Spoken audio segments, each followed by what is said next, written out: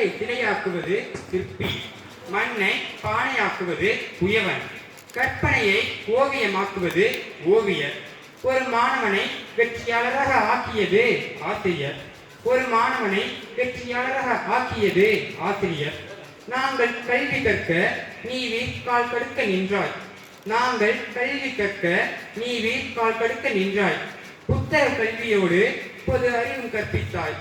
புத்தக கல்வியோடு பொது அறிவும் கற்பித்தாய். மாணவர்களின் திறமையை ஊக்குவித்தாய். சிலையை பார்க்கும் கண்கள் உளியும் கைவிரலும் பார்ப்பதில்லை.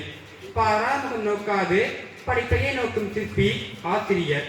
பாராமுகம் நோக்காது படிப்பையை நோக்கும் சிற்பி ஆசிரியர். அன்பில் அன்னையாக, அரவணைப்பில் தந்தையாக அன்று நீ கற்பித்த பாடங்கள் இன்று என் மனதில் மதிப்பையும் மகிழ்ச்சியையும் தந்திருக்கிறது. நீ கற்பித்த பாடங்கள் வெறும் பாடங்கள் அல்ல, என் வாழ்க்கையின் பாடங்கள். நீ கற்பித்த பாடங்கள் வெறும் பாடங்கள் அல்ல, என் வாழ்க்கையின் பாடங்கள். நம்மை விட வளர்ந்து விட்டானே என்று பொறாமைப்படாத ஜீவன் ஆசிரியர் மட்டுமே. எளிமை, நேர்மை, உண்மை இவை வெறும் வார்த்தைகள் அன்று, நீர் வாழ்ந்து காட்டிய வாழ்க்கை நெறிகள். வண்ண கோலங்களே, மாணவ மணிகளே, நீங்கள் வரைந்த கோலங்கள் எத்தனை எத்தனை. வெறும் கல்லாயிருந்த மாணவ செல்வங்களை ஜொலிக்கும் வைரங்களாக்கியவரே, மின்மினி பூச்சிகளை மின்னும் நட்சத்திரங்களாக்கியவரே, அறிவின் ஊற்றை வழங்கும் வல்லனே, அழியாத செல்வத்திற்கு வழிகாட்டும் ஆசானே, எங்களின் திறமையை கண்டுபிடிக்கும் விஞ்ஞானியே.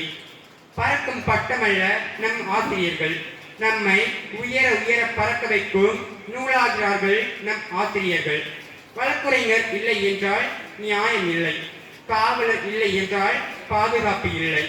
மருத்துவர் இல்லை என்றால் வைத்தியம் இல்லை. பொறியாளர் இல்லை என்றால் தொழில்நுட்பம் இல்லை. ஆசிரியர் இல்லை என்றால் மேலே குறிப்பிட்டவர்கள் யாரும் இல்லை. ஆசிரியர் இல்லை என்றால் மேலே குறிப்பிட்டவர்கள் யாரும் இல்லை. அன்னச்சத்திரம் 1000 வைத்தல், ஆலயம் 16,000 நட்கள், பின்னருள தர்மங்கள் யாவும் பெயர் விளங்கி ஒளிர நிறுத்தல், அன்னை யாரிலும் புண்ணியம் கோடி ஆங்கோர் ஏழைக்கு எழுத்தறிவித்தல் என்ற பாதியின் பொன்மொழிக்கு சொந்தக்காரர்கள் தான் நம் ஆசிரியர்கள். கற்பித்த ஆசான்கள் அனைவரையும் என்றென்றும் நன்றியுடன் நினைந்திருப்பேன்.